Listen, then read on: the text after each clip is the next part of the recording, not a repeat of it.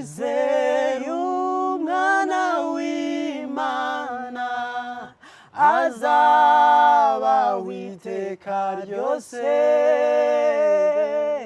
naho yaba yarapfuye azongera abeho. Huyu ni muda wako wa kuimba, machozi yamekwisha, nakupa sababu za kushukuru, furahia muda wako mtoto wangu. Amin. Indirimbo kari nziza kurudi. Yitwa Akuna Machozi. Uwo gaha iraba ije.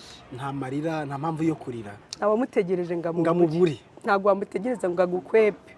Aho mwasezeraniye niho muhurira. Ni umunyakuri. Ni umugabo umunyakuri, n'ibihamya birahari. Iyo yuguruye ntawe ushobora kugara. Haleluya! N'umugabo umunyakuri, n'ibihamya birahari.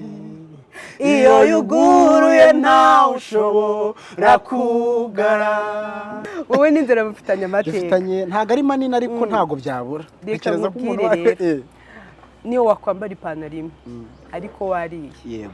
Inzara nimbi, inzara uziko ishobora kukurya, gukiranuka bikakunanira. Y'umwana wanje uzi kuntu gutwita bigora, akabyemera akavuga ngo tumurye, ngo baramubaga baramurya kubera inzara. Inzara yakugira umuhemu, inzara yatuma wambarira inshocera ahantu wambariye inkindi. Inzara nimbi. Barokore Bene data, mugeragezwe mu bindi ariko Imana ibakize inzara. Amin.